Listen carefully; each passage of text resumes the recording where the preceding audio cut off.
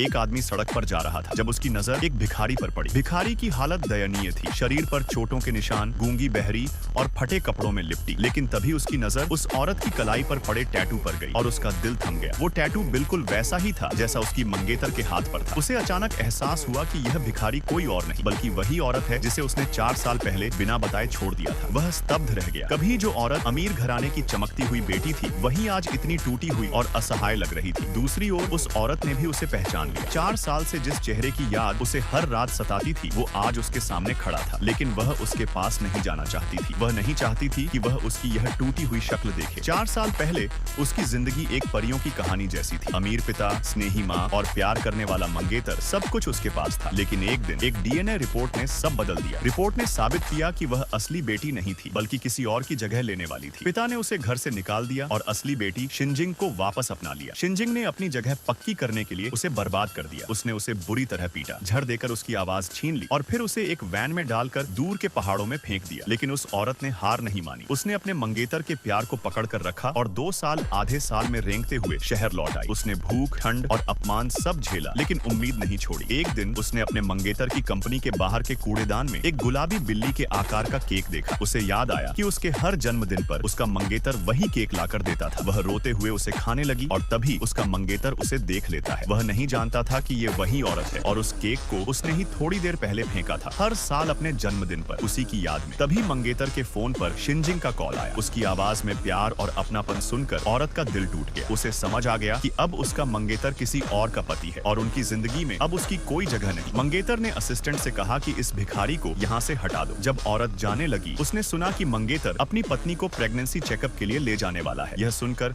उसका दिल फिर से टूट गया। उसने मन ही मन कहा, मैंने 4 साल इस उम्मीद में गुजारे कि उसे एक बार देख सकूं। अब देख लिया, अब कोई ख्वाहिश नहीं रही। मगर मंगेतर ने गार्ड बुलाकर उसे बाहर फेंकने को कहा। गार्ड ने उसे पीटा और तभी मंगेतर की नजर उसकी कलाई पर पड़ी। वही टैटू देखकर वह सन्न रह गया। उसने पूछा, तेरे पास ये टैटू कैसे है? लेकिन औरत चुप रही। मंगेतर ने उसे अस्पताल भेजा, जहाँ डॉक्टर ने बताया कि उसके घाव 3 साल पुराने, हाथ काटा गया है, जबान आधी कटी है और वह बोल नहीं सकती। खून की जांच से पता चला कि वह कोई और नहीं बल्कि वही लड़की है जो चिंग्याओ, उसकी असली मंगेतर और अपने पिता की सगी बेटी। रिपोर्ट देखकर मंगेतर टूट गया। वह बस इतना कह सका, तुम मेरी थी, पर किस्मत ने हमें अलग कर दिया।